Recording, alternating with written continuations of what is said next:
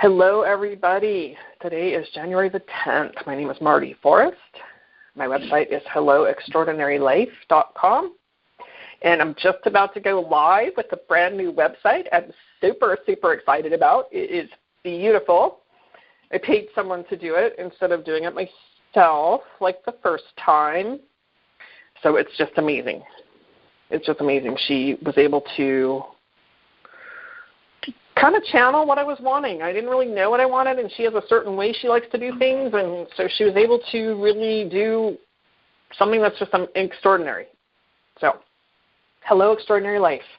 And right on the bottom of the opening page is your free guide to 3 steps to reprogramming your negative self-talk. And I also have a course coming up. I can't remember the date I started. The first one is Tuesday night. Let me get to the month. I'll tell you the date. It's the end of the month, this month.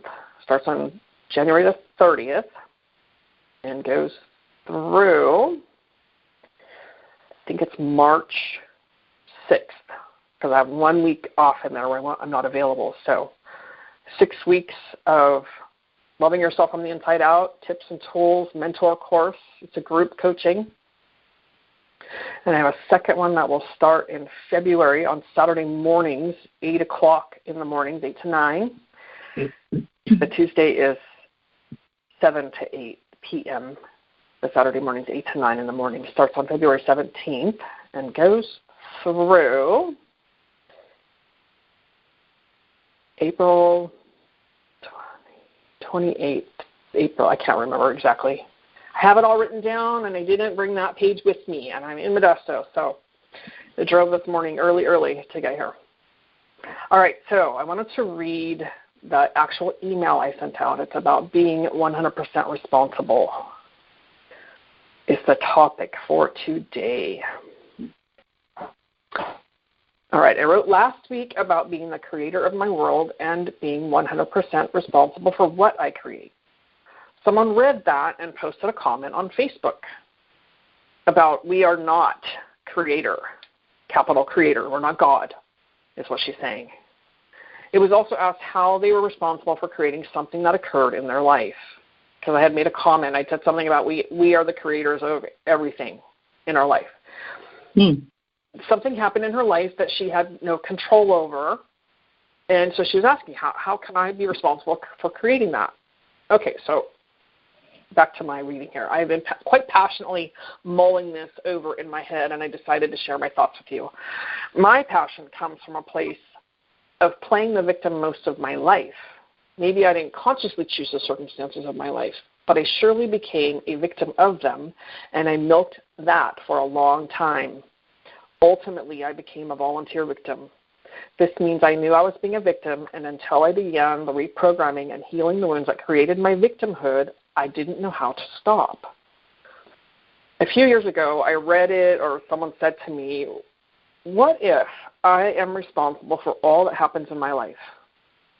What if I'm the creator of all the events that happen? This means I am a creator of my life respectively. I may not have created these situations by myself as the be-all, end-all, creator, God, goddess, whatever you call that. However, I may have co-created with others, the events in my life.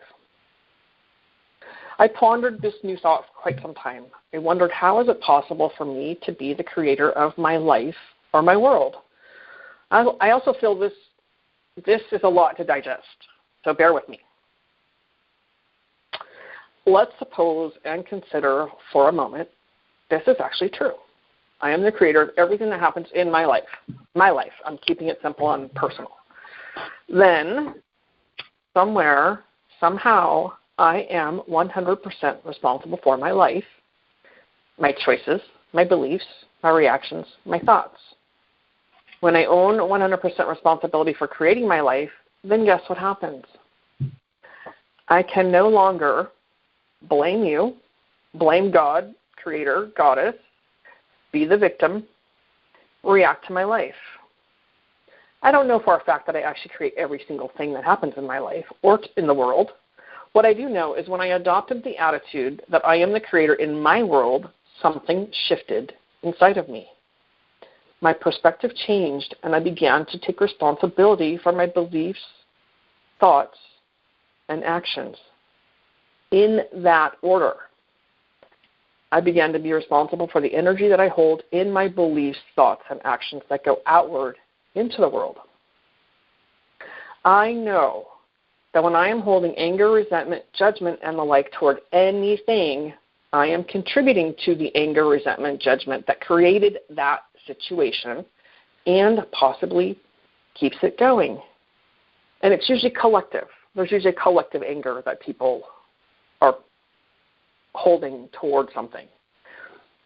I also can attract that same energy into my space. The reverse is also true. When I'm holding love, joy, and celebration, I am contributing love, joy, and celebratory energy in the world. What do you notice about how your thoughts create your reality? When I look through a bigger picture and higher purpose lens, I see things differently than they appear to be. When I am 100% responsible, I am a much happier person to me and you. I wanted to talk about that today, and it's quite a heavy topic. To stop and ponder and consider that I create everything in my world. I don't really know.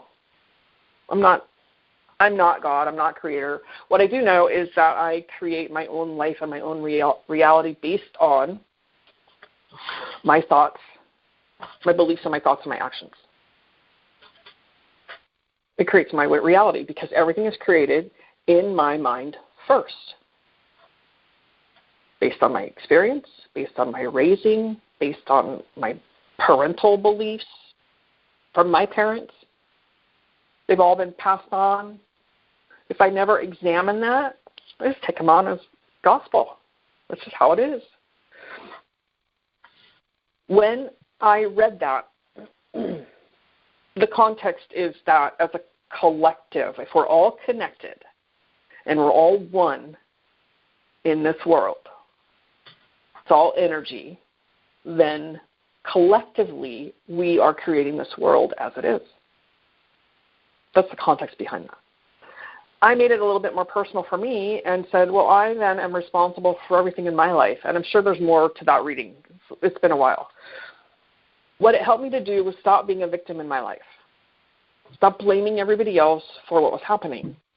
Now, I can look at the circumstances and I don't like them. Let's just say I don't like driving to Modesto. Let me just keep it like personal here in the moment. I drove this morning and, oh, my God, I'm screaming in my head. There was a couple times in my head I'm like, I hate this drive.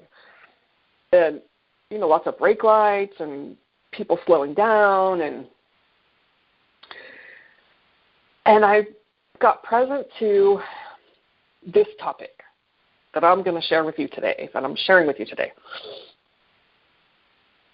And I thought, I can have those thoughts, and it makes me feel very unhappy and very anxious and frustrated and whatever other label we can put in traffic, because I think everybody can relate to traffic. And I'm having these thoughts a couple times, 3 times, maybe 4. The traffic, I watched somebody go across all 3 lanes of traffic, cutting between cars to get over to the slow lane, cutting back across the fast lane. I was like, holy cow. You know what I did then? Because by now I've already been coaching myself about, oh, look at your thoughts going out there. You're adding to the energy of the traffic, of what other people are experiencing in traffic. I have a choice. Right? When I become aware of it, I have a choice. Well, maybe there's an accident. Maybe there's a lot of traffic and somebody's slowing down. Maybe it's raining. Maybe it's wet. Maybe there's something else. I'm starting to reframe it, right? I'm starting to make it be something else than people are just stupid. How can they drive like this? That's where I go. Then I watch this person cutting the people off. I'm just cutting across, not cutting them off, but cutting across in between where there's not really room, and it made me feel a little anxious for him. And instead of labeling it or calling him a name or anything like that, I said a prayer for him. I thought, maybe he's driving like this because he's on the way to the hospital. Maybe he's got an emergency somewhere that I clearly don't know about. God, keep him safe. That's what I did for him. I'm guessing it's a him. I don't know. But instead of doing my usual habitual, what an idiot, you're being dangerous, I said a prayer. Because I'd already been paying attention to what my thoughts were creating and how they were making me feel. That's one of a tell. I call it a tell. That's one of the things when I'm having thoughts, how does it make me feel? If I'm angry at somebody or I'm blaming somebody or I don't like what somebody did and I'm having these thoughts or I'm making up stories in my head because I'm creating it all in my head first, how does it make me feel?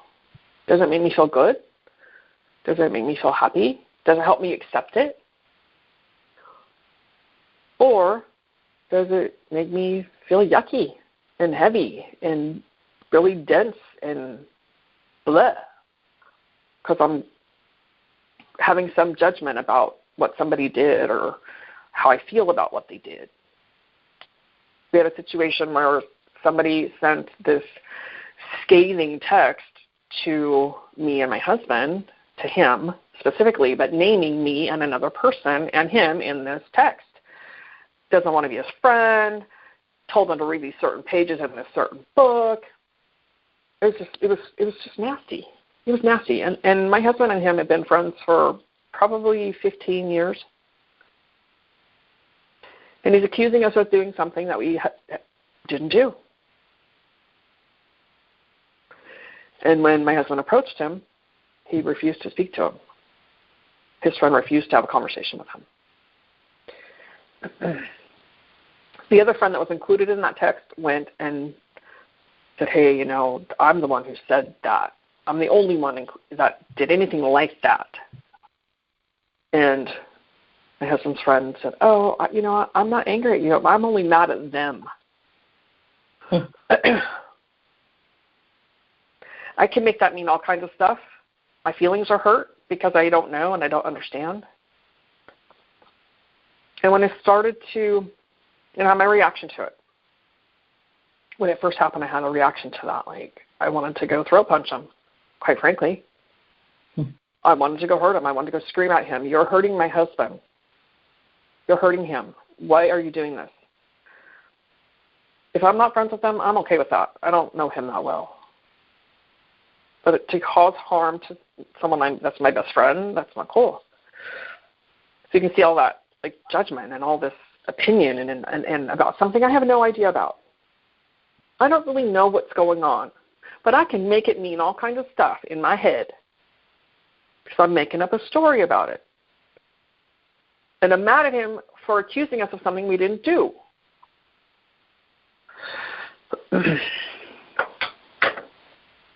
A little bit more details when my friend apologized and he said, it's not about you. I'm just mad at them. I realized that it's not about us either. For whatever that is, he's looking for a reason to leave this relationship. And rather than come and have a conversation, he's making a big fat mess. And that makes me sad in a grieving kind of way that happened that way. And I also can realize that now that I don't know what happened, I don't know what's going on with him. Maybe there's something more than I can see, obviously. And I can pray for him. That's one of my go-tos. I just pray for him and hope he's well and bless him in good ways and hope that it works out in a way that's better than I can foresee. Before I get to the prayer place, there is a process that I go through to get myself off the ledge. And that is to start really considering, I'm making this mean all kinds of stuff that I really don't know about. That's the truth. I have no idea what's really going on. But my head will make it mean all kinds of stuff, which feeds my anger, my injustice feeling, my rejected feeling, abandonment feeling. It feeds that stuff. When I begin to look past that stuff and I begin to reframe it and look at, I consider, maybe this has nothing to do with me, right? Because we're quick to make it about me. And you're quick to make it about you, because that's what we do as human beings. When we don't know, we make it about me. What did I do wrong? What happened? How can I fix this? This time, I got my moment of anger. Then I looked at, I'm hurt. I feel these things. So I just start labeling what I'm feeling, and then I can go beyond that and go, I don't really know what's going on. And if he's not willing to talk to me, I can't make that happen. What I can do is just look at it for what it is that right now we're not friends, and I can grieve the loss of my friendship and realize that this is about him. It has nothing to do with me. So when I go through all that process, then I can get to the place of, okay, Spirit, take care of him in a good way, and if we're supposed to know what it is, then we'll know, and if there's a way that we can clean it up, we'll do that. So we see how that a feeling of that is different than me wanting to throat punch him and being hurt and angry and making it mean all kinds of stuff. When I get out of my way and realize, maybe it has nothing to do with me, which is quite often, by the way. Mostly, usually, people's stuff doesn't have anything to do with me. Maybe I touched their wound. But it helps me when I can see it. Oh, this is not about me. That makes it a whole lot lighter. I feel better when I go, it's not really about me. Then I can get into a much lighter place, a much higher energy vibration place, and say a prayer for that person. Now, I'm not saying anybody needs to say a prayer. That's totally your call, if that's what you do or not. But there's that process of reframing the thoughts about it. Because our habit is to go to, I'm hurt, I'm rejected, I'm abandoned. How can I fix it? That's my habit. So when I'm changing the habit, I can begin to step back and go, maybe it's not about me. Maybe there's something going on with him. Maybe this other thing. And I can start to reframe that instead of making it mean something very, very personal, even though it feels personal.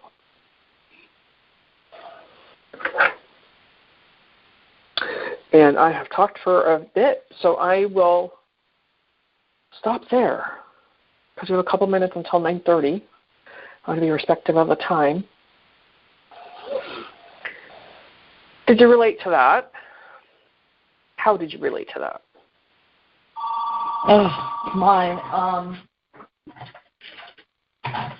In all sorts of ways. I'm still digesting it, like you said. There's so much. The timing on this is perfect because this is what I do on a daily basis. Right? Yeah. And just this morning, my neighbor didn't wave to me as she's driving by, and she always has, but I know she's mad at the kids. So I'm my kids. And so I'm making this about me. And so when you said that, I mean, all this stuff comes to mind, and this is just something I really need to think about and pray about and digest before I can even think about wrapping my mind around it. Mm-hmm. I absolutely love it. I will definitely be going back and re-listening to this recording because awesome. I missed so much. I couldn't write that fast. Right? Yes. Making it mean all kinds of stuff that I don't even know about. That's it in a nutshell. That's pretty much what I do. And then when you said maybe you touched the wound, that is just that's exactly it. I've got all these wounds I have, and people come along and even brush up against them, and it hurts. Yes. Would it be conceivable for you to have a conversation with your neighbor?